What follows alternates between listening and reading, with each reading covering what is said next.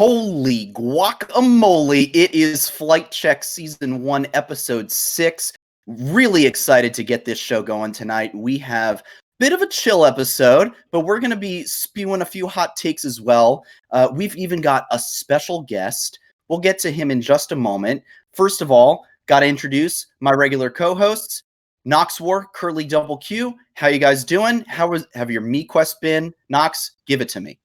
I've been doing good, man. I got to take a trip up to Iowa this past weekend, flew on a plane for the first time in over a year and a half, which was a bit weird if I'm not going to lie. But I got to catch up with my family, and it was honestly a good weekend. Awesome. Curly, how about you, man?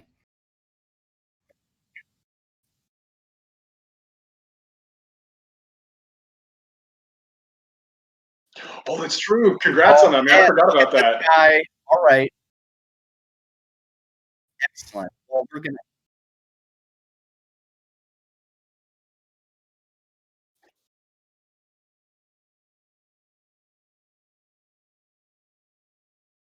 Nice. Excellent. Well, yeah, I am heading to Utah later this week. Going to be doing a little bit of hiking. Yeah, going to go hang out in a couple national parks out there. But we've got a fourth member on the panel today. If you can see this guy, the one and the only Vice President of Content for FlyQuest himself, Tricky Gonzalez. Man, dude, how are you doing? I'm well, man. Thank you so much, Curly, Sandy, Nox. You guys are amazing for doing this. I really appreciate you guys taking the time to speak with me today and inviting me on the show. I'm okay. Everything's good. Off season, I think I saw a photo today of Cloud9 heading off to MSI. So, us FlyQuest, we're just super excited to see how they do. And in the meantime, we're going to be preparing for the summer split. Yeah, I mean, it's just a big motivation, right? For something. 100%. Oh, yeah. Can you make it to Worlds? Absolutely. I never in doubt. Biggest comeback ever. Ready for it? Hey, don't call it a comeback until it's a comeback. For sure. Yeah, so this is just going to be a bit of a chiller episode.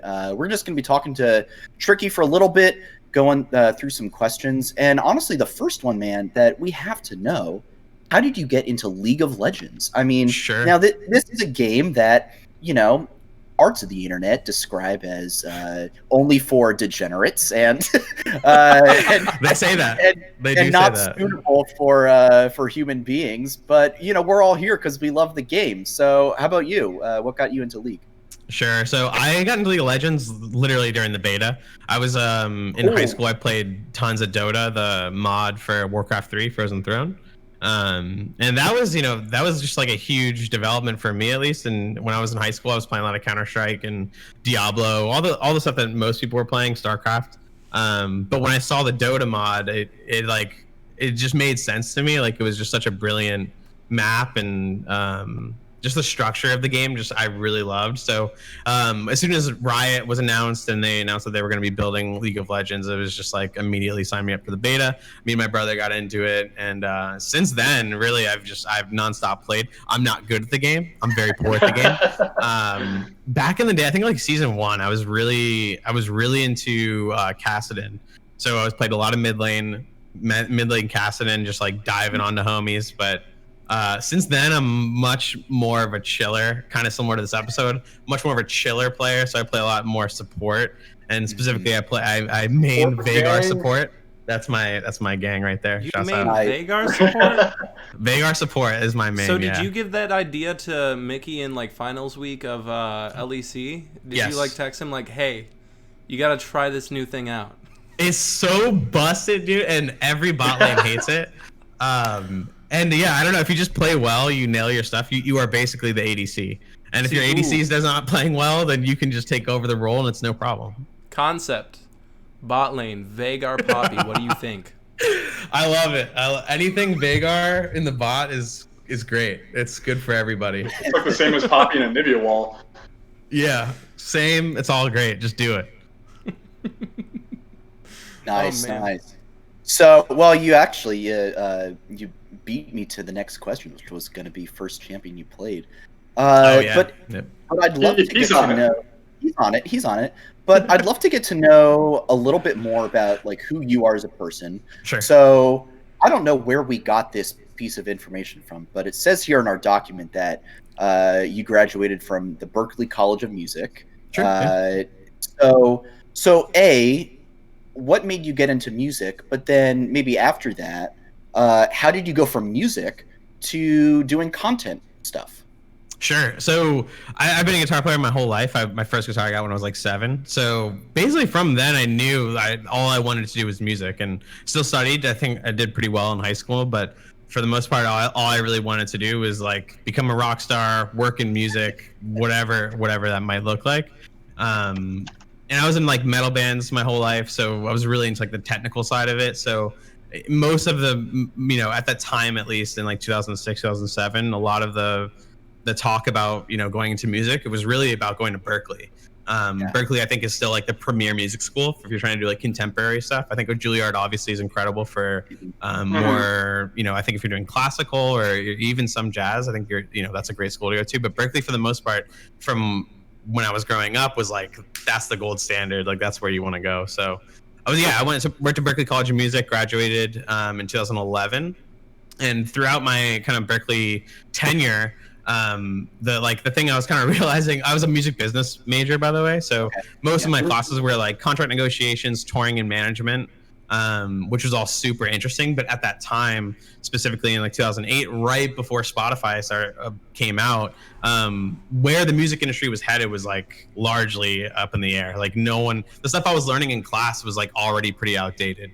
They were talking about like 360 deals and different kinds of contracts for like record publishing, and that's not how it was. That is not how it works. Yeah, it's completely changed, and at that time it was already changing. YouTube was still growing. Spotify hadn't even existed quite yet. So, kind of on my path, I wanted to stay in school for the summer because I heard that the summer semesters were really fun at Berklee. So stayed for my first summer in 2009. I believe, and took a job. And this is like how I kind of got into content. Actually, it is how I got into content. Is I on Craigslist responded to a random dude who was like, "I need people to help work with me. I'm making, I'd like to make like music videos. I want to do like cool art projects." And I was like, "Well, I've got nothing else to do. I might as well do it." So I applied. I was like one of the only kids to like show up because it was a very unusual thing, I think, to like see on Craigslist. It is a Craigslist ad. Yeah, Craigslist ad. I would be a little sus of that myself, For sure. I was sussed out, but the first meeting was at a cafe in Boston. I can't remember the name of it, but it was at a cafe, and the guy who ended up being Nadim Mazen, who was my mentor, he was like an incredible mind. Like he was a double major at MIT. It was clear like he was a pretty brilliant guy. And he was also the squash coach. So like I think every meeting we had after that for a few months was at like the squash coach's office at MIT, which was like super fun. It was just like a strange place to be having like creative meetings. But anyways, one of the things that he had pitched about in our first meeting was like, I have an idea for a music video. I have connections to a band called OK Go, who at the time was like they were at the time like the #1 music video band. If you wanted to make a music video, that was the band you wanted to work for. Prior in Nadim's history, he had done, or he got invited to work on the Rube Goldberg Machine music video, which I'm sure a lot of people who are listening have seen it. But he didn't want to do it because it required like moving to LA and like living there for like 3 months building a Rube Goldberg machine, which is not easy, not the most fun. The end result is often quite beautiful, but it's tough to do. So he came up with a new idea, and it was one that we had to like kind of test out and create like essentially like a scene test for, and it was stop motion animation on bread using a laser cutter. So the first music video I ever worked on and shot was the OK Go Last Leaf music video. It was like the first time I ever really operated camera, first time I was really like on set. And that video was produced and sponsored by Samsung, and that's important because in the kind of meetings that we had going into the creation of the music video, I was in these meetings. I was not speaking. I was just like a random 19-year-old, but I was present in the meetings, taking notes, doing random stuff. And I guess the Samsung officials, they liked how I looked at the time. I have like a tattoo on my forearm. I had like cool earrings. This guy looks cool. Let's get him. Exactly. So, and literally that's how it went down. Like we had the meeting at Tavern on the Square, for those of you who are in Boston, in Central Square. And the next day when I was coming into the office, Nadeem pulled me aside. He's like, hey, look, Samsung wants to use you for some commercial content. They'd love to, utilize you for promoting their new camera, the Samsung NX100, I think it was called. So my first foray into content was like shooting a music video for the biggest music video band in the world. And then they put me on tour with OK Go for like a month and a half. And I was like their tour photographer. And they shot a commercial about me being their tour photographer, which was... What a way to be introduced to content. For sure. Especially at that time when everything was getting democratized. Like camera equipment, editing software, all of that stuff was becoming a lot more easy to access. Easy to access rather. And like, for instance, like the Canon 5D Mark II was like, for me, the first camera I ever got. It was the camera that we used in the office. And I think, with, having shot that stuff and kind of building a name for myself, having a commercial that says like, hey, I'm Ricky Gonzalez, the tour photographer for OK Go. That's such a huge title too. Yeah, it's a huge title. And then in addition, going to Berklee College of Music, where like all of my friends were like some of the best musicians on the planet at that time. It was kind of just like a perfect storm of like, okay, now I have the tools. Like I kind of know a little bit about cameras. I know how to edit.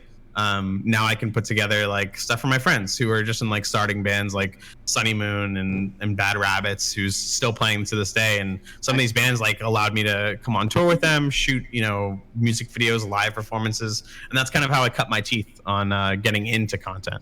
So how do you end up going from big time like music videos and commercials and then for your friends to esports? Sure. So let me run that back in my head actually. So backtrack it. Like where's the link there? Sure. So all of this time I'm like playing League of Legends. That's like when I'm not editing, I'm not shooting, I'm playing League of Legends with my brother. And I think at that time, 2009, it was a little too early for like the league scene. I think stuff was kind of budding. But really, I got started right after shooting a lot of music videos. I did a couple of animated music videos. Right after that, I got into documentary work. And so that was like a definitely a learning experience for me, like shooting video, actual like scenes, shooting what's on, what's going on in front of you, and then doing interviews to supplant and to make sure that story is like, easy to understand later on. So shooting a lot of documentary stuff, and that seemed to be where content was headed. There was tons of documentary work being produced, like between 2009 and 2016. It was like everyone and their mom had some kind of doc series about something funny going on. So learning to do documentary work, I moved to San Diego to work in a recording studio. Didn't quite work out as well as I'd hoped, but it was an amazing experience, I think, nonetheless. Ended up working for the Union Tribune in San Diego. It was UTTV. They started the Union Tribune in San Diego was a newspaper. It's like the city newspaper. They started a television station in 2012 or 13, and started working there. I did a documentary about the Reddit bus tour of 2011. I think it was. Yeah, crap! I remember that. Oh my gosh! I don't think many people knew about it, but Alexis Ohanian was on the bus. Yeah. Tons of amazing media outlets, incredible people, like companies from all over the country. And we toured the United States from like, I forget what the catchphrase was. It was like Danville to Iowa. It was all of the central states we went to, and just did a lot of discussions about internet freedom, net neutrality, and the importance of like providing internet to rural areas. So that was like an amazing experience. That was like me and Nadeem, actually my mentor, he got me on that project. And really it was just like, this is how you shoot documentaries on the go, guerrilla style, with like a 5D, a laptop. And what I saw that you can make out of those tools was just, you can make feature style documentary content and put it up on the internet, and it's like, it looks the same as if like, a Burns documentary or something. So that's how I cut my teeth on documentary work. And I think like throughout that entire time, especially after I was at the Union Tribune in San Diego when they shut that down, I was really looking for like what is the next thing. And at that time, Machinima and a couple other publications started doing documentaries. Machinima. Really, Wow. yeah. Shouts out to Machinima.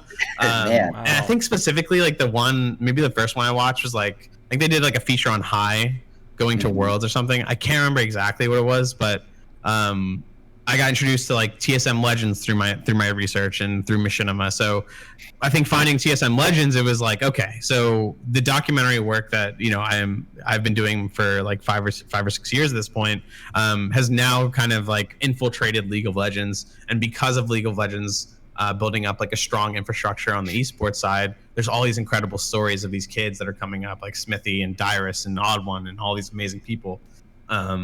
And I could see, you can see just based on like the viewership, like there's a huge audience that wants to see this. So how I got in a roundabout way, the way I got into esports content was one night in December of 2015, I think it was, I made a post on RLOL, the League of Legends subreddit, basically saying like, hey, I own a production company. At that time, I did own a production company in San Diego, and I just wanted to get started. Like I basically said like, I'll do spec work. I'll do whatever a team wants to do. I just want to be involved, and I've got tons of resources to help and the knowledge base to do it. This was back in the day when RLOL was like way more lax. You could like get away with stuff like this. The moderators like weren't 3,000 people that was on the subreddit at the time. Yeah, there was a lot of people, but the rules were also as they used to be, yeah. The mods I think over time have really quashed like the ability for like somebody like me to find work like that. But at that time it was pretty lax. Team Renegades was the first team to reach out to me, and they wanted me to produce and shoot a series of videos for them. The first one being their like roster reveal / like hype video for January 2016, their first split in the LCS. So for those of you who are listening who might remember, it had, I think like the famous part of that is like Crumbs on a motorcycle. Yeah. Oh, with like a leather jacket, and it was like, and Freeze and Remilia, rest in peace. Yeah, let me just say that when that was right around the time that I was like first starting to really get into League. Yeah. So to see a piece like that get dropped was just like, wow, this is so cool. Yeah, I was like, this is awesome. And I was like trying to show all my friends like all this hype stuff, and they're like, so he's on a motorcycle. I'm like, he's on a motorcycle, guys. It's so cool. Yeah, I remember seeing like that clip for the first time from the Peace Pigeon. I don't know if you ever watched him at all, but basically he did like little compilations of like just random LCS players, and he had like really cool background music and just like really just dumb moments from them where they're acting silly or stupid in their content houses. Yeah. And I remember for Crumb specifically, he had a couple of those shots of him on the motorcycle making him look really cool. And that was the first time I saw it. I was like, where is this from? And I looked it up, and I remember watching that video. I was like, damn, like at the time I didn't know who shot it. Obviously now I know it was you. It was like they made Crumbs look cool. Yeah.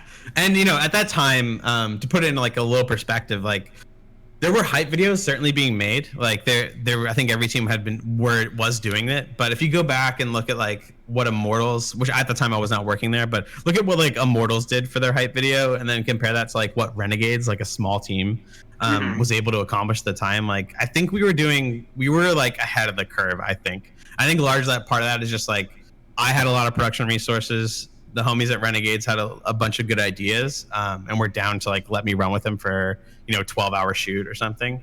I think that would be like unheard of these days. Like to get a player to stick around for like 12 hours for a shoot's impossible these days. No way. But that was a beautiful era of LCS because I think everyone was really pushing the limits. Max Olivo at TSM, Damien at Liquid, now at 100 Thieves.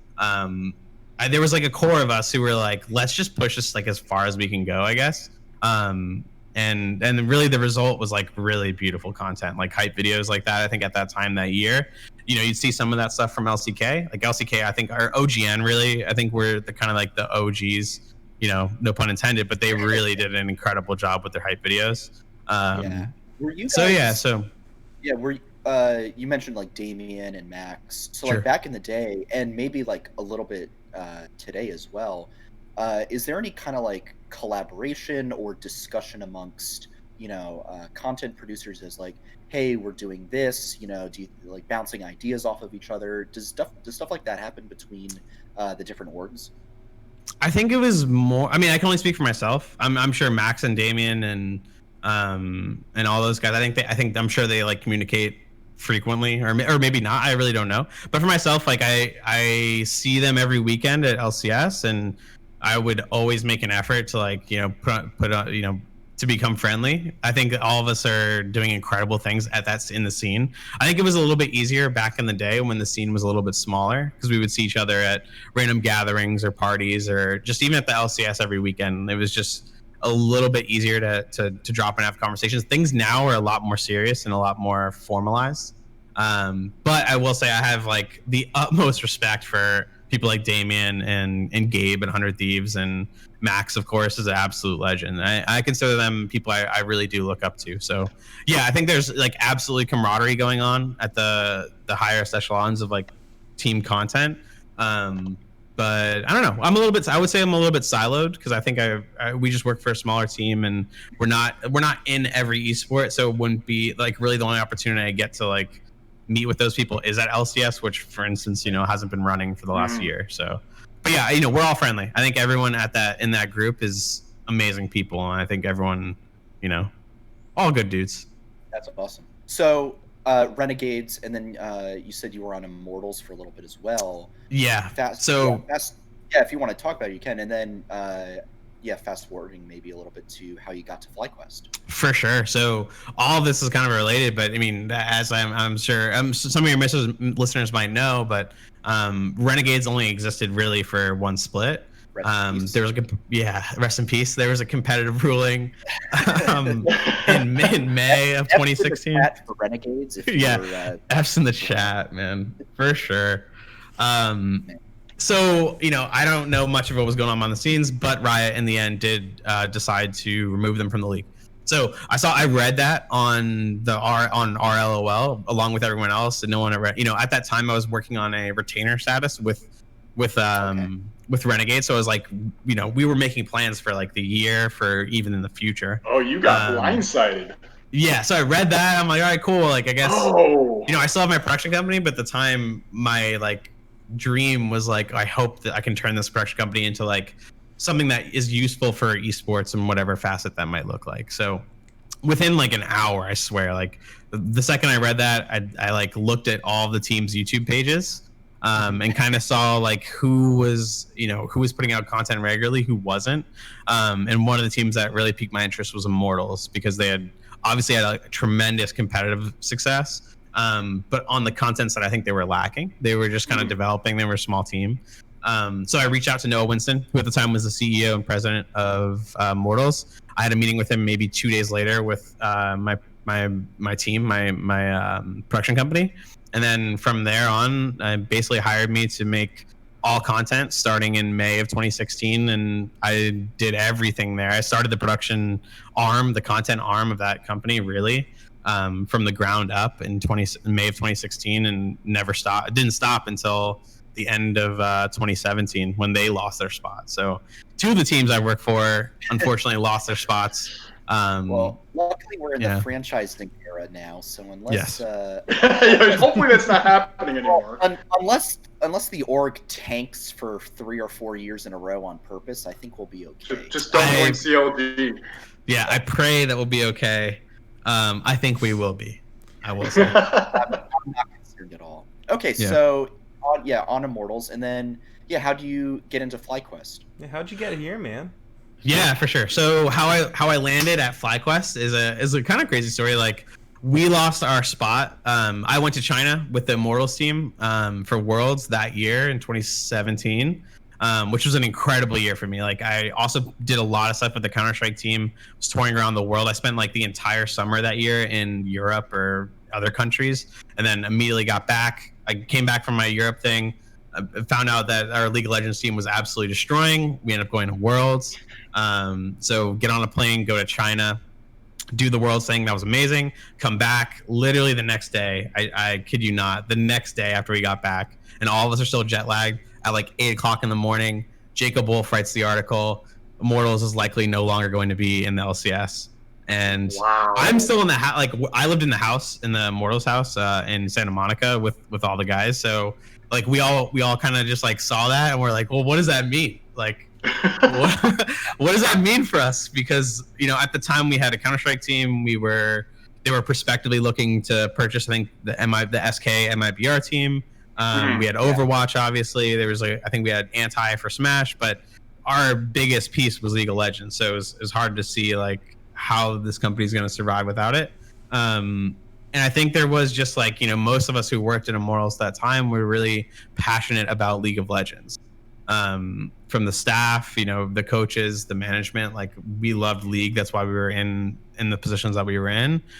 So I made kind of the decision to like look for other opportunities that were going to be involved in League of Legends. So first thing I think that happened was I know and some of the other employees, I think, were speaking to other orgs, and I was connected with Ryan Edens, who is the president now of FlyQuest, and just spoke to him kind of for like an hour, just about like not only content but just like life and esports. Where's esports going? And I think we really hit it off. He's an incredible dude and an amazing heart. So we kind of bonded over just like shared life experiences. Despite him being a little bit younger, he's a very, very smart guy. And shortly after that, I told him, I'd be interested in taking a position there. He offered me a job, and I came aboard. And I came aboard along with Nick Fan, who was a great friend of mine from Immortals, and Trisha Sugita, who was another great friend of mine from Immortals, and a couple other people, Robert Yip, who used to be our performance coach, and a handful of other people from Immortals had decided to leave to go to FlyQuest. And the idea of all of us coming to FlyQuest was really like, let's build the thing that we want to build. And with Ryan's blessing, it seems like we were all kind of on the same page that we wanted to do something that's not just an esports team, but something that's like a little bit bigger, that can like attack not only social issues, cultural issues, but environmental issues, of course, as well. So for us, at least for me, I can speak to is like that was the first time I had spoken to an executive on the esports side that had aspirations that weren't just like, we want to win every split, and that's of course the goal for every esports org, is we want to win every single split. Yeah. We want to be competitive, but there's more to it, I think, because we're all humans and we're all people, spend a lot of time together. It's a passionate industry, so most of us just work. That's it. We love working. We love building this esports thing. So that's why I came to FlyQuest. I think that's mostly why I think a lot of my other colleagues decided to come to FlyQuest. They can see that we're just a little bit different than like the 100 Thieves, the Team Liquid, or the TSMs of the world. And that's how I ended up there. That's great. Yeah, I mean, I became a FlyQuest fan really because of the push for attention towards environmental issues. Sure. Yeah. I've told these guys, and I've said this on the show before, but I was kind of like a free agent fan for a while. And same. Saw that last spring, and it was just it was instantaneous for me. I was like, oh wow, this is something new, something fresh in the scene that had not really been done before. People had done charities, right? Of course, yeah. Donation, supporting XYZ cause or whatever, but to see an org so consistently put forward an effort towards supporting something that they believe in, was just really brand new to me. So that's kind of why I had stuck around. So okay, so we got the quest. So what's your day-to-day like? So maybe talk about like a piece of content, like what's your typical breakdown? How do you go about approaching hey, this is what I want to make, how am I going to do it? What does that look like for you? Sure. I mean, I think like, you guys are avid fans. I'm sure the listeners are all, they've been following this for a while, or if you haven't, you've probably even just seen like over the last year, 2 years, 3 years, and for me, like 6 years, like content in esports has largely changed. Like there's a black and white difference, I think, between what was being created in 2016 to what is being created now. There's some threads that I think are still kind of going along, like TSM Legends doc series type work, I think is like for sure something that is like a staple, as it were. My approach is not that direction. We go in a lot of different directions here at FlyQuest with like turtle talks and our funny on the fly content. Those. For sure. So we do a lot of different things. For me, my job really starts with at the beginning of a split, or really like several months before split starts. I start building out what the content strategy is going to be for the year or for the month or for the really it's like by split. Generally I'll make a content plan that lasts like 6 or 9 months, and then we'll kind of like reevaluate as we go along. That's where my job starts, is in the ideation phase. And then, I meet up with the marketing team or with Trisha, and figure out like what's going on marketing side. How can content support those endeavors, which are, those taking the form of like the MeQuest launch videos, any of the Quest launch videos, that kind of stuff. And, finding out like how can content support the amazing things that we're here to do, which is environment based and charity and social issues, and trying to solve the millions of things that are going on there.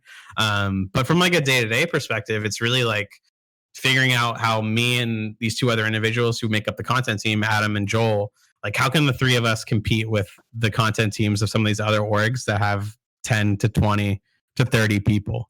The 100 Thieves of the world. Yeah. And that's really the challenge, is like, how can we compete with the because in the end, like we're all kind of competing for the same views in some ways. I think a lot of teams are, we're all kind of branching into our own areas. And I think that's like the beauty of FlyQuest, is like, we don't necessarily have to compete with the 100 Thieves views. We can create our own little segment of the market.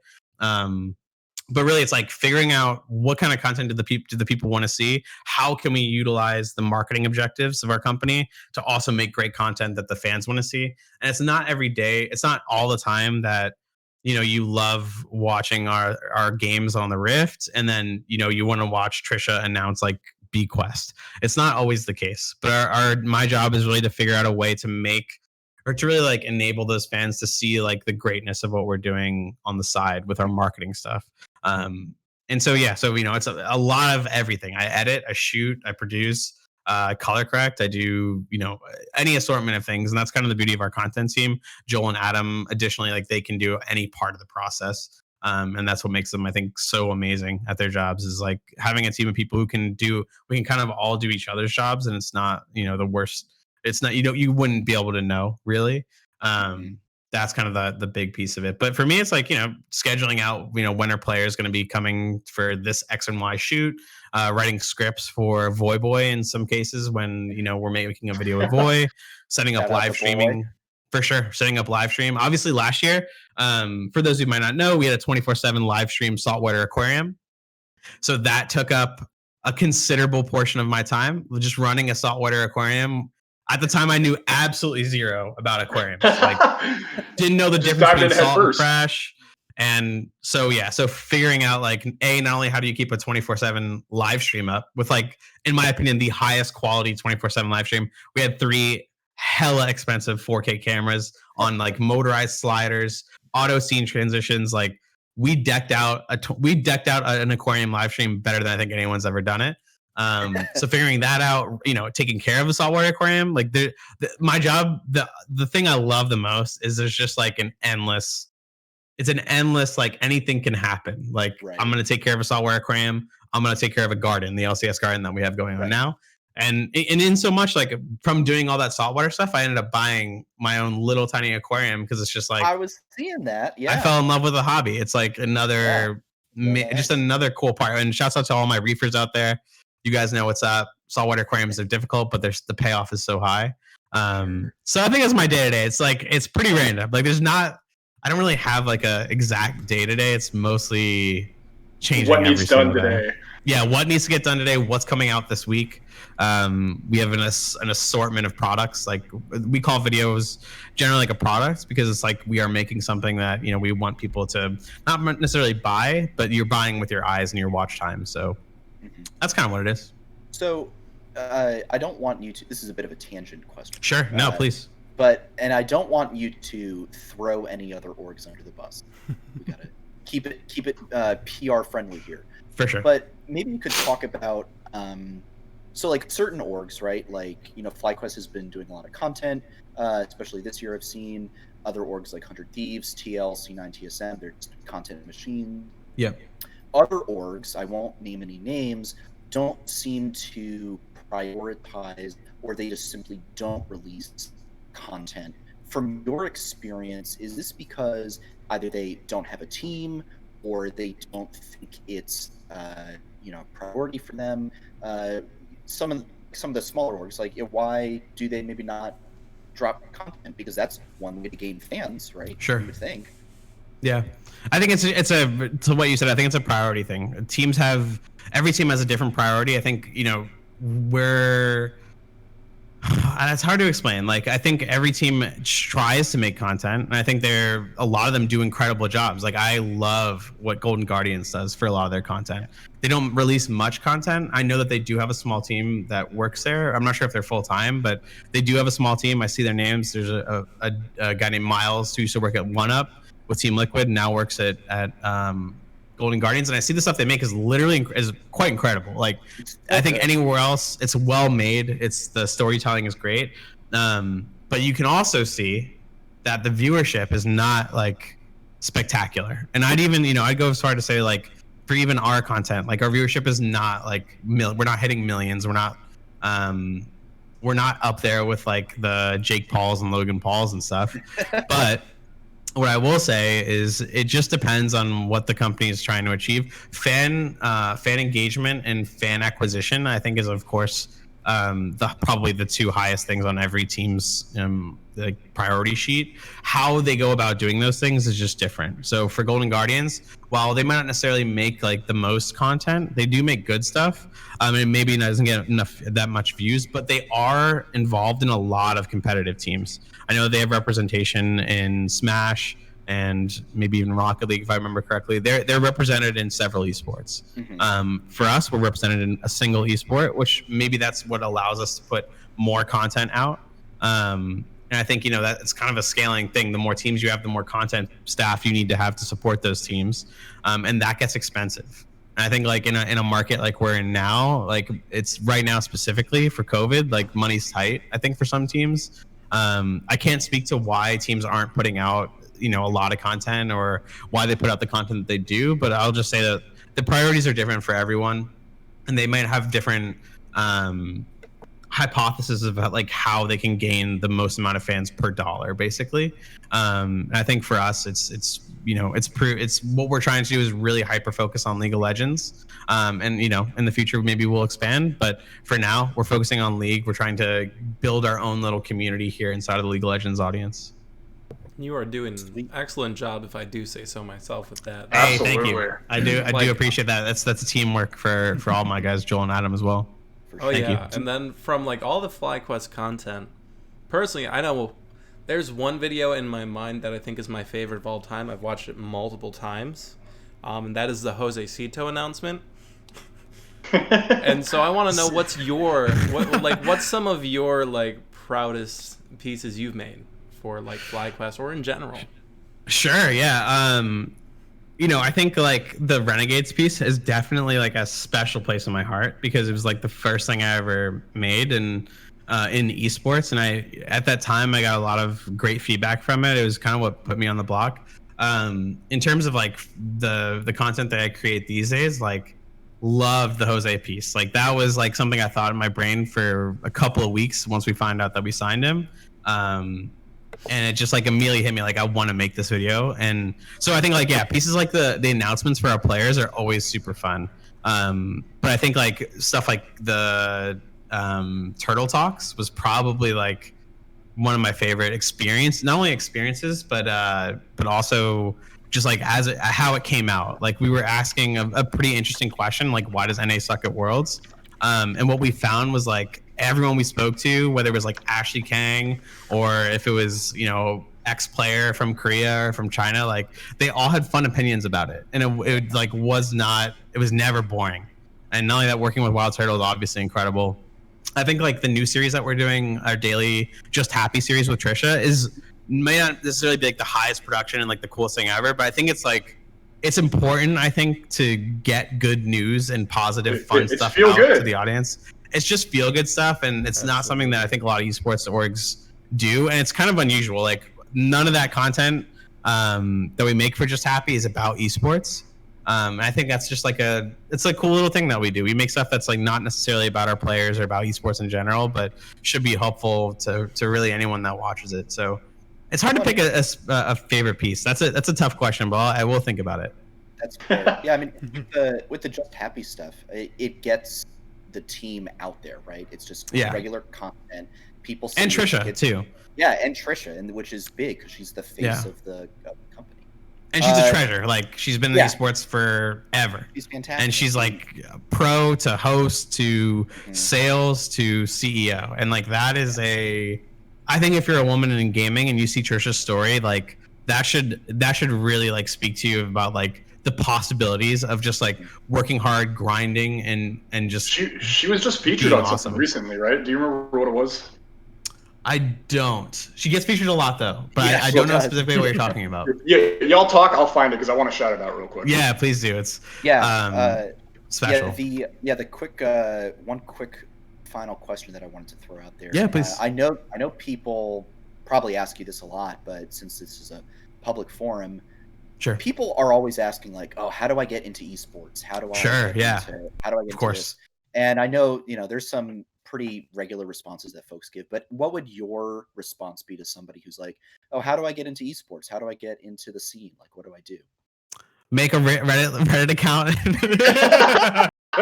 Just kidding. That's not gonna work. No, I think what I'll say is like, despite the challenges, the economic challenges of COVID, and even before that, of just like so many people graduating from college and looking for work. Like I've only seen esports grow. I've only hired people. I've never really had to let go of people due to budget or because we're downsizing or anything. It's really one of the biggest growing sectors I think on the planet.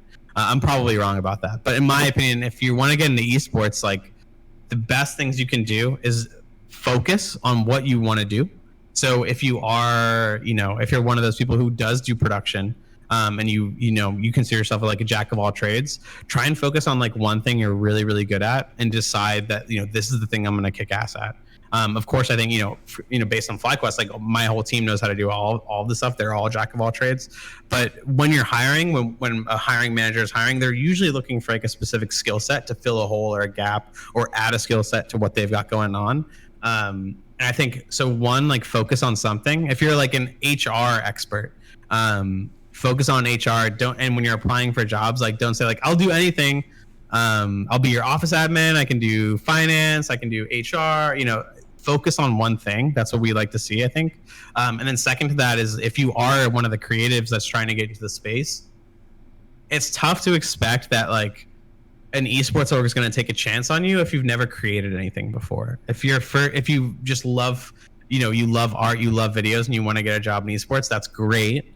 But you kind of have to show like that you're capable of doing the things that we're trying to do as well. So I see a lot of people sending me resumes who have not really worked on, doc projects or have never worked on, holding a camera or shooting. They just graduated college. They know in their head they want to get into production and content, but maybe have never done it before.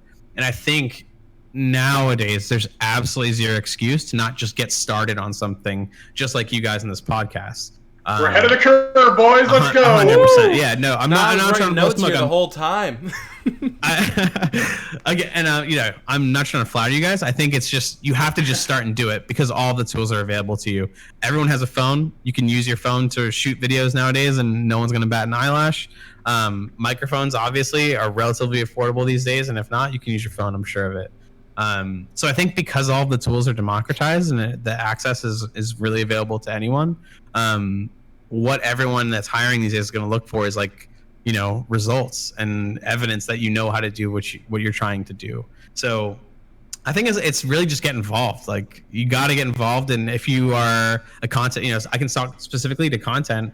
If you want to make content about esports, go start making content about esports. Whether that's a fan podcast for your favorite team, or you want to make a critique about a player that's playing in the LCS or all over the world, people will watch anything if it's good and the content is concise and useful. So Yeah, so I think I just said a lot, but in the end, focus, start doing now. Don't wait for like 100 Thieves to come along and be like, okay, cool, now you're a videographer and we're going to teach you everything about videography, because they're not going to want that.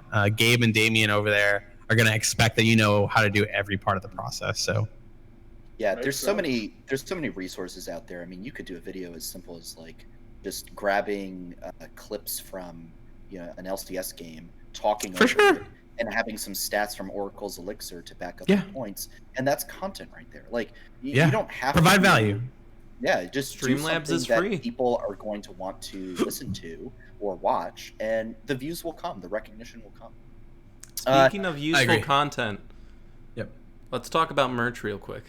Yeah, sure. Super fast, because I know we got to The get new we gotta get Midori drop though. Also, Indeed. real fast, I found the Trisha content, so it's Plug it. Yeah. Entra. I'm gonna botch this so badly. Entra Prencistas at 2 ENTREPRENISTAS. I cannot pronounce it. I'm sorry, but they did a whole article on Trisha being a woman in the business world and esports, and it was awesome to read. So if you get the chance, go look it up. It's on Trisha's Twitter. Yeah, again, just plug Trisha whenever possible. She's the queen. She knows so much about this industry. It's like shocking.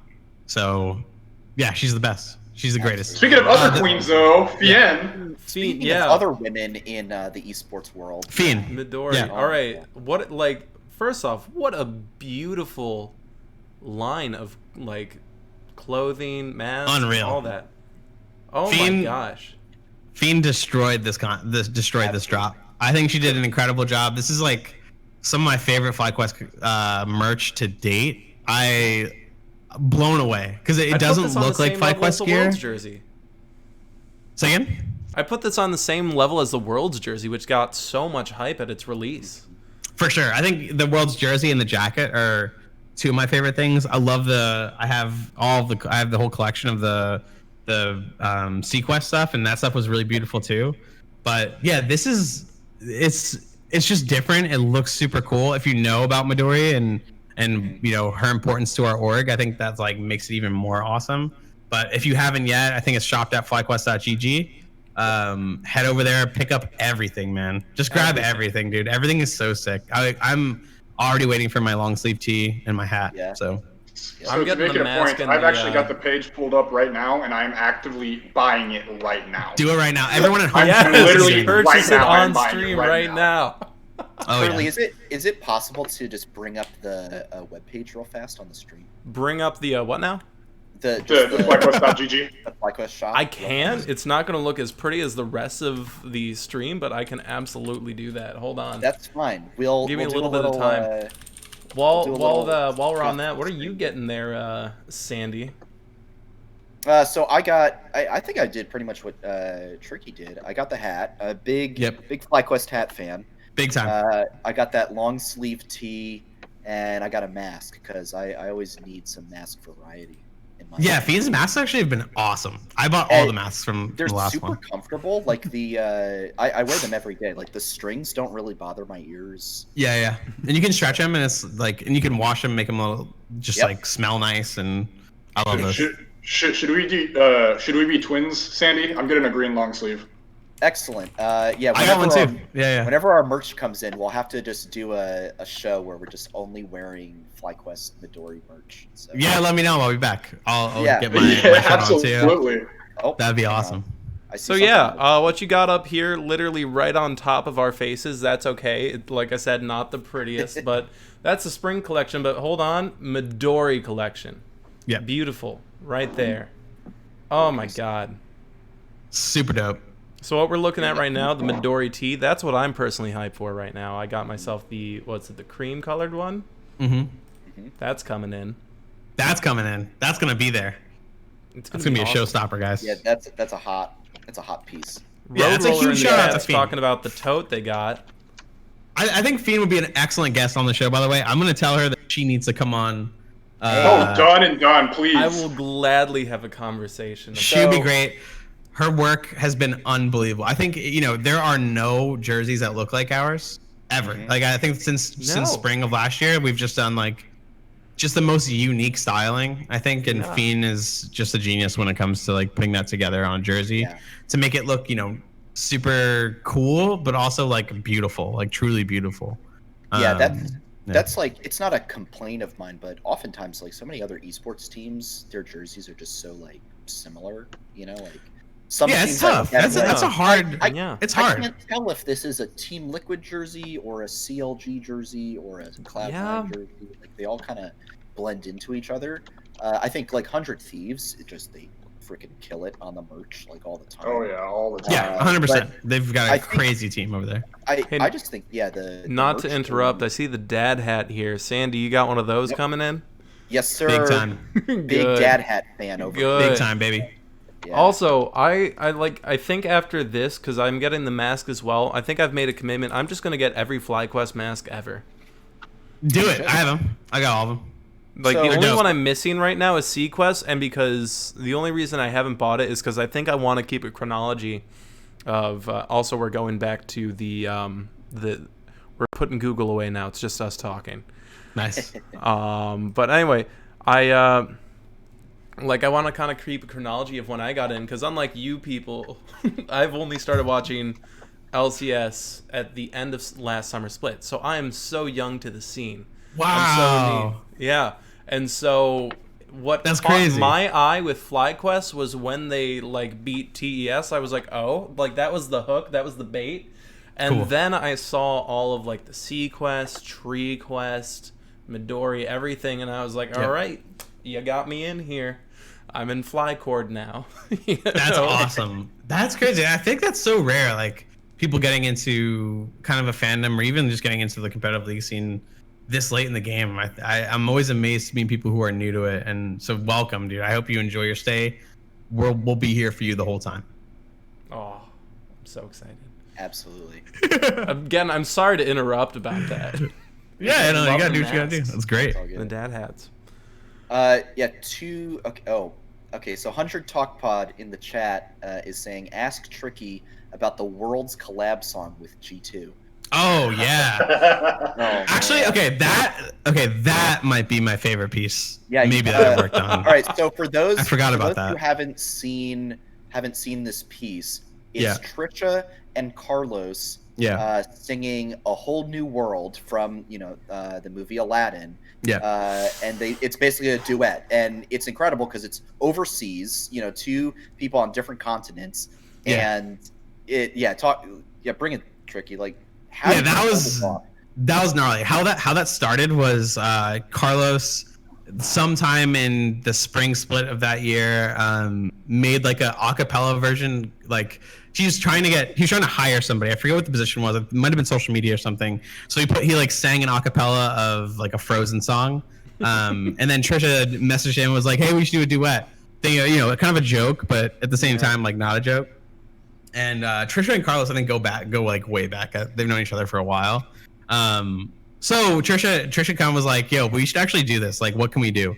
Obviously, I went to music school, so this is like right up my alley. You're like, perfect. Yes. Yeah, this is like time to shine. Exactly, like the rare intersection where like my music degree and esports and content all kind of like come into one.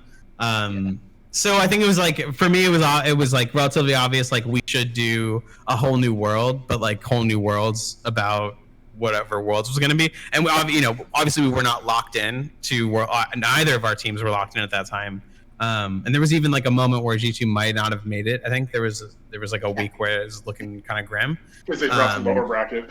Yeah, they dropped to lower bracket, so it was kind of brutal. But anyways, it took months. I think over the course of maybe a month and a half, we worked on that project, and basically I recorded like a dummy track. Like I recorded like a instrumental of the song, and then sang over it, just as like a kind of a filler to kind of show like, hey, this is what we can do with it.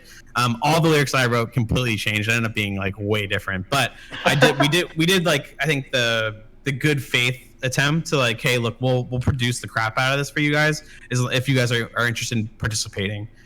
So I sent along the dummy track with the thing. Carlos and his team were super down with it, which is like amazing. I think like for a team like G2, who's much larger than we are, to like be down to participate on a collab like this, huge. And what we were expecting was like, okay, so maybe like Carlos will sing this like in front of his like webcam. He'll use like one of these mics or something. Like great.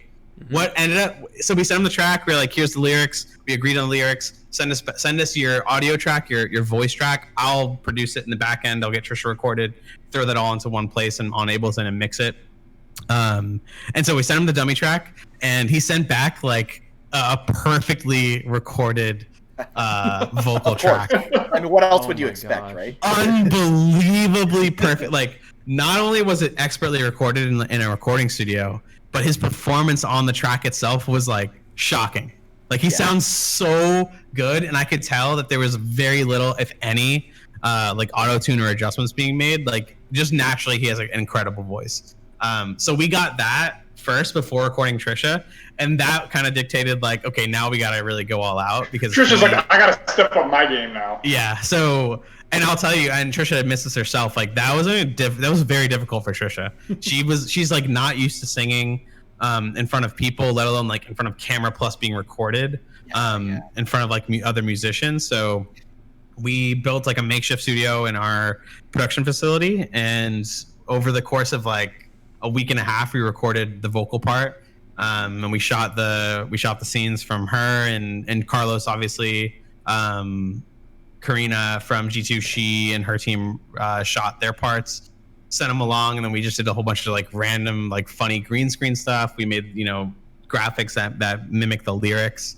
And in the end, dude, a beautiful product. Like, could not have imagined that going any better. Like, Trisha did an incredible job for specifically her first time ever recording vocals. Carlos, obviously, a damn rock star in his own right. And yeah, what you see is like the work. It was very, very hard work. Like mixing that, mastering that, getting that. Like from just the audio perspective, from like a musician, like that's tough to do. Is to match the vocals from one person on the other side of a planet in a different recording studio on a different mic that we were using, to make them sound kind of like in unison, and also even do like harmonies, which is not easy to do when you're not together. So to get that to happen was miraculous, and I think that actually.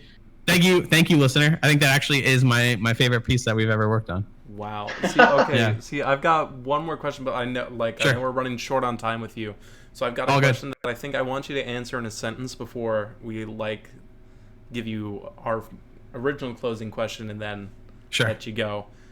My quick question is: could we see anything like League's Edgiest Casters or Electric for FlyQuest?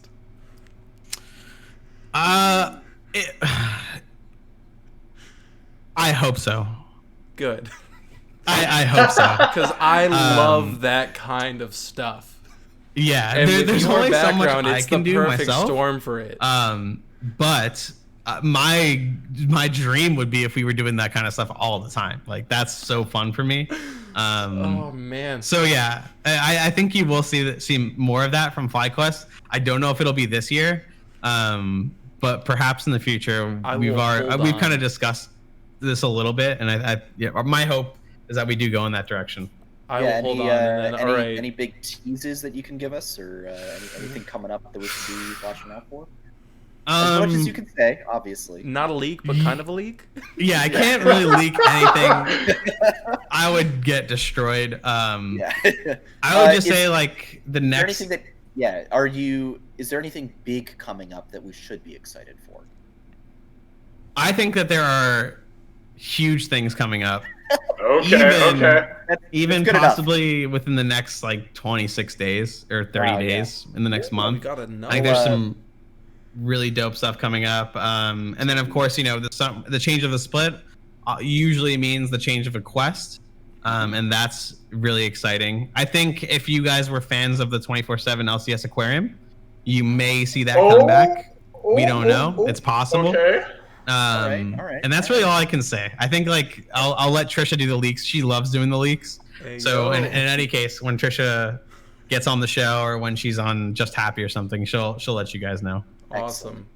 You know what? I'll take that. Yeah. That is enough for me. That is beautiful. I guess good. One last thing before you go. Do you have any hot LCS takes?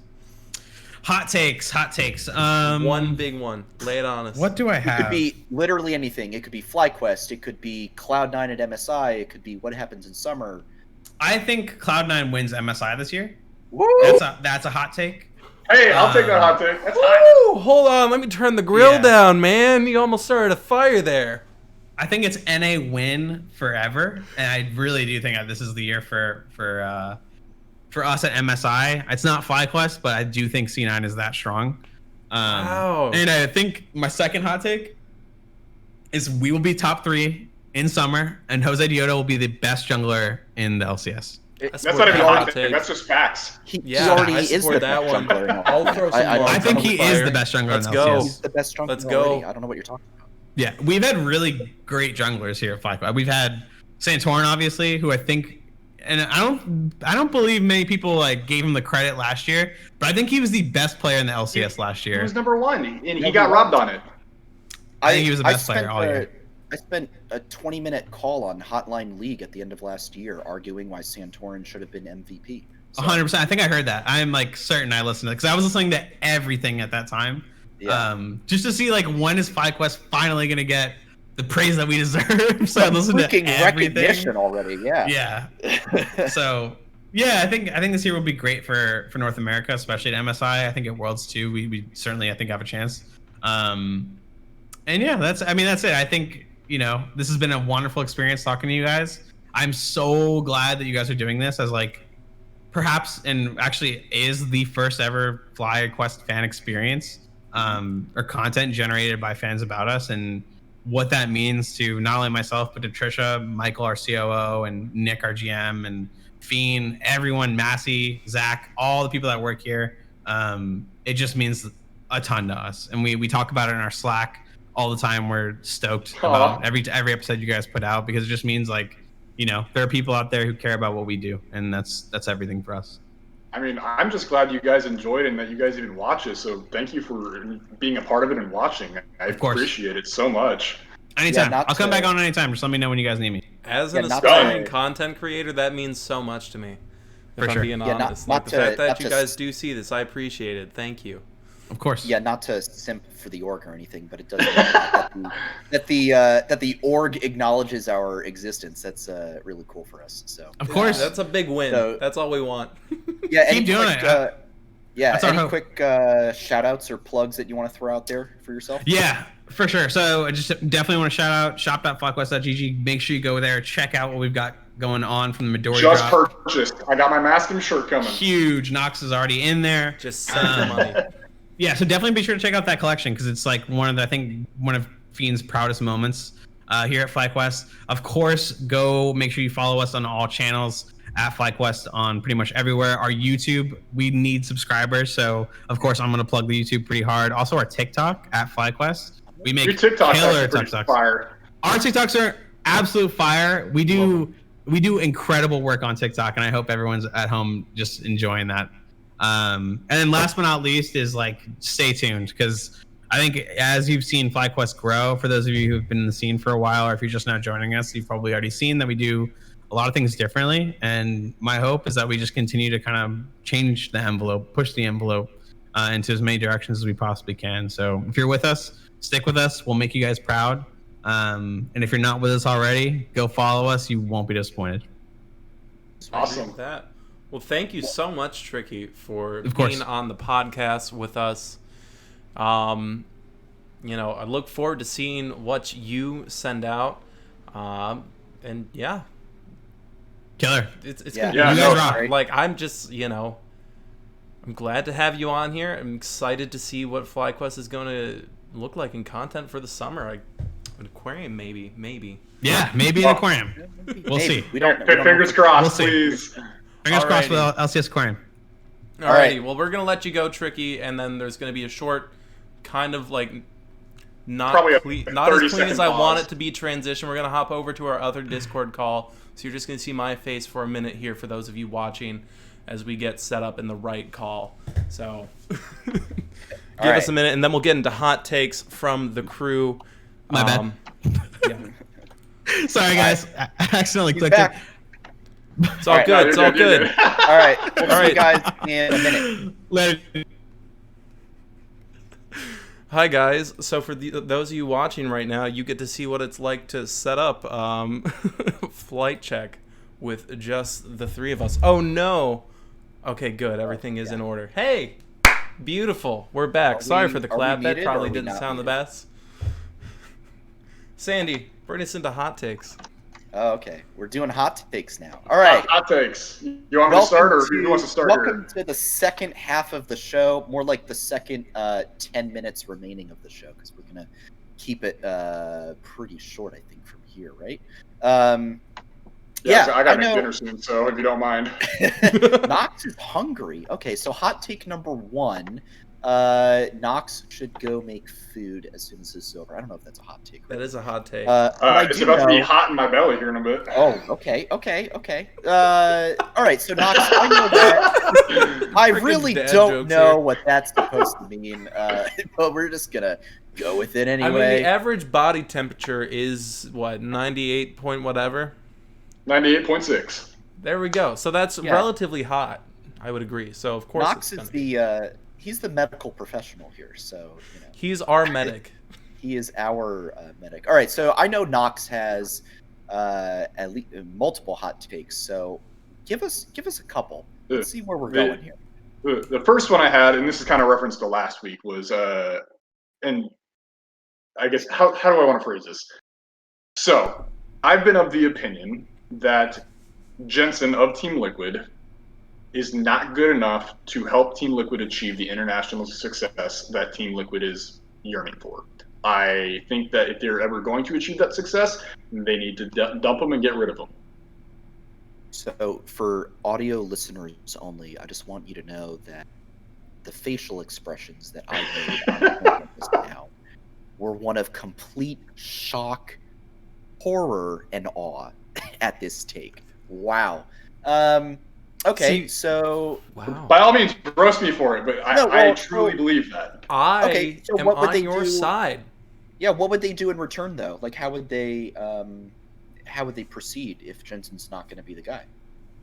I would think personally, because who all's the import on that team right now? You've got Core, who's still technically an import. You've got Alfari. And is it just Core and Alfari and that's it? Because I guess Santorin's resident and resident, yeah. Unfortunately, I would say you would have to probably tank Alfari and drop him, as good as the man has been. But I mean, like at the end of the day, you still have to follow the 2 import rules, right? So I think you're going to have to tank the fact that Alfari is just going to have to go, and you're going to have to find a resident NA top who is performing well, which currently there's not that many, let's be honest here. I mean, you want to try and buy out someday from 100 Thieves. Sorry, 100 Talk Pod. But like, you're going to have to find a NA resident who's going to do good, and then you can import a mid laner of your choice who you think is going to get you the international success. Because currently, I don't see a world where Jensen's going to help Team Liquid achieve that international success. Okay, but what if... 100 Talk Pod in the chat saying Kind Boy is not for sale. now that he's got the NA residency, now that he's got the permanent resident status, that man is not going anywhere anytime soon. Okay, but like if we're talking about wiping from other teams, what if they take Afromu, give Core JJ somewhere else? You know, Afromu is a proven support, NA support in my opinion, and then they can bring in someone from the LEC for the mid. Man, that's tough because I think Core is just so good. He is so good. Core is excellent. He's so good. But in my opinion, I would rather keep a rookie than a veteran.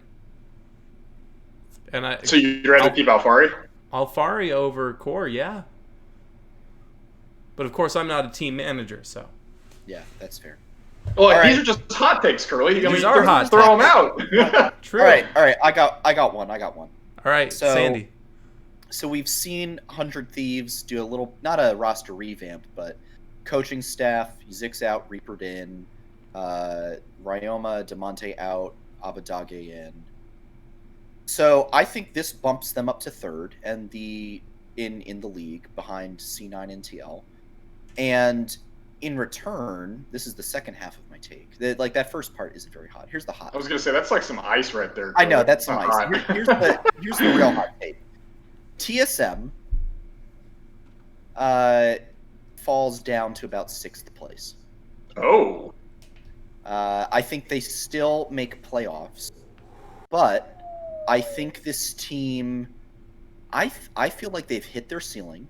We've seen really the best that they can give, and I think there's enough improvement available from both FlyQuest, I think Immortals, Evil Geniuses, Dignitas, any of those teams. I think with the long summer season we've got ahead of us, could leapfrog them and drop them down to 6th place. And I don't see TSM making Worlds at all.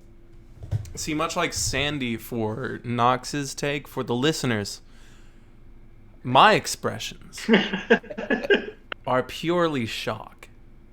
Like, excessive shock. I put my hands on my head. Because the idea of TSM being anything but a top 4 org, even if maybe the proof is there, maybe maybe you're right, maybe they have hit their ceiling. For some reason, that concept in my brain, it doesn't click. Like, I don't know. For some reason, I see TL moving down the ladder. Ooh. All right. Okay, so this is your hot take then. TL falling down. Well, no. This is more piggybacking Nox's hot take. Because, I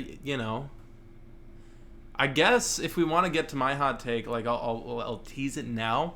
It relates to Nox's hot take. Just bring it on. We're just just drop it. Spit into it. Yeah. You know how I'm raving about top lane being the shit this split?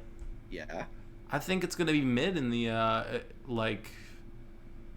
in the summer split? Yeah, I think for like a couple weeks of the summer split, I think we're going to have to really look at our mid laner, everyone's mid laners, and focus on them. And I think that's partially it. So I think C9 is going to have a real good time because they got I guess it's not as hot of a take as I thought it would be. It's just a shift in the solo lanes. But so you guys want to know if that's what your take is, then Curly, you want to hear something that bodes well, and this is FlyQuest related. Yeah. Ooh, FlyQuest. For all of you who are still in the chat, I don't know how closely you people have been paying attention to Palafox, but for those of you who didn't know, he's currently over in Korea right now. And the last that I checked, he was ranked 36 on the Challenger ladder in Korea.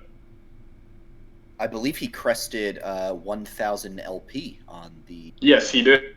So, if that's what you're saying is true, Curly, and I really do hope that's true, that bodes very well for us as FlyQuest fans, because hopefully that means he pops off in the summer. And if mid lane is the centric role for the teams come summer, we've got a mid laner who looks like he's performing very well right now in solo queue, and even in looking back at spring, was starting to find his stride towards the back half of the split.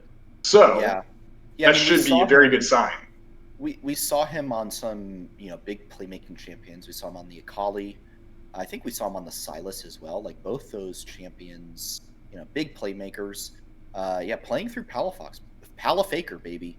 I'm all my stocks. I'm buying stocks in Palafaker for summer split. Absolutely.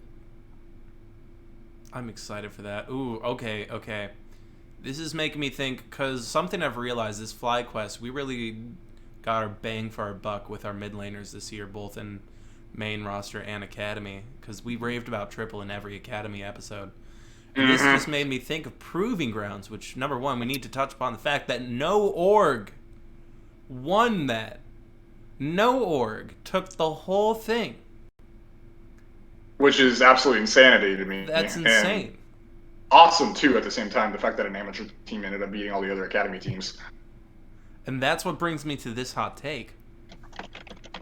There should be a non-league slot at Worlds. Oh. Wait. Hold on. Repeat? Wait, what? There should be an option for a slot at Worlds group stages for someone that's not in the LCS, LEC, LCK, LPL, TCL, all that, non-affiliated team that has proved their mettle? So, like a Middle Eastern North African team or Indian team? A random team, like similar to No Org, because granted this is Academy, but Academy is still it's I mean, just they below. would get absolutely like Smashed. blasted out of it. you put away Okay, but They would- here's the thing. You say that, but I guarantee you there were so many shit talkers for No Org heading into Proving Grounds, and then they were just like, it's ours. I don't know. I took feel it. like I saw a lot of people really hyped for No Org, and Everyone's yeah, hyped for No Org. Yeah, that was really cool to see all the guys on that squad coming together. Viper, Amda, Five Fire, Value, and Big. Man, I really hope those guys find academy spots real soon because they are clearly deserving. All right, let's get one more, and then we'll wrap this up. Knox, do you have anything off of your hot take list? No, that was my main hot take. You had a big, expensive list. Okay. All right. Well, here's one. MSI. It's coming up in 2 weeks. Vietnam. You know what? I got one. If you want. Okay. So I actually think, because in case people haven't seen yet, the Group A round robin has made a quadruple robin instead of a double round robin. Yeah, So I saw this today. I was like, wow, that's a lot of games. So RNG, Pentanet.gg, and Unicorns of Love will be playing each other 4 times each. And my hot take is that Pentanet.gg will go 2-2 with Unicorns of Love. Ooh. I think those guys are good enough to take 2 games off of UOL. I could see that, absolutely. In best of ones, anything can happen, for sure. Nice. Well, damn. Well, dang. There's my hot take. There you go, on the spot. Fresh out of the oven. And on that, we are going to be wrapping up Flight Check Season 1, Episode 6. Great show. I loved talking to Tricky. That Tricky was fantastic. Was fantastic. I learned a lot about that guy and all the places he's been, where he started. His resume is insane. Doing music video stuff for OK Go, just documentary stuff. What a guy. Good I wanted to ask him like some of his favorite bands. Yeah. Oh, he talked about metal. I should have. No, literally. I think you and I were looking at each other, kind of in the camera. I was like, "Oh, I want to know what he likes." Yeah. No, maybe next time when we get him on. But yeah, good reminder to everyone: shop.flyquest.gg. Support the org. Get your Earth Day Midori merch. We'll be excited to wear it on the show real soon. You can follow all 3 of us at the Twitter handles that are listed right below our beautiful, beautiful faces. If you are listening to the audio of this, we stream this show live every Monday night, 7:30 p.m. Eastern, twitch.tv/FlightCheckCrew. I'm really happy to announce that we are now officially on Spotify, Google Podcasts, and a few other platforms as well. Anchor.fm as well. You can check us out there if you have missed the show. We upload this to YouTube as well. Really excited to be able to get on those platforms and give you guys another medium to check out the show. But for all that, I've been Sandy Toes, Knox, Curly. Anything you guys want to shout out before we call it a night? I don't know if Tricky did it, but I'll do it for him real quick. But go follow Tricky Gonzalez on Twitter at Tricky Gonzalez. The man is awesome, is very vocal on Twitter as well. Super friendly, as you guys heard. But yeah, go give him a follow, as well as all the other FlightQuest staff. They're very, very personable people, and they will talk to you all the time on Twitter, and they'll retweet your stuff, or maybe not retweet your stuff. They'll like your stuff a lot of the times. They'll give you that good serotonin. Curly? Yeah, exactly. Absolutely. For me, I really want to shout out Fiend for having a magnet that perfectly matches my wallet. She does a great job with that. But for real, I want to shout out Fiend for always coming out with some of the best merch that I have ever seen. Because a big thing I've personally wanted to work on over the last 3 years is my aesthetic, and the fact that I can be a freaking nerd and still have aesthetic makes me so happy. So happy. So shout out to Fiend, And like as always, shout out to FlyQuest, because if they weren't so awesome, we wouldn't have anything to talk about on the show. It's true. It's true. Well, alrighty. Absolutely. Thank you guys for doing the show. As always, I'm Sandy Toes. This has been Flight Check Season 1, Episode 6. Y'all stay safe out there. Get your vaccine shots when you can, please, so that LCS can start having fans again and I can go to LA and check out the boys. And we will catch you next time here on Flight Check. Have a good one, guys. Peace, y'all.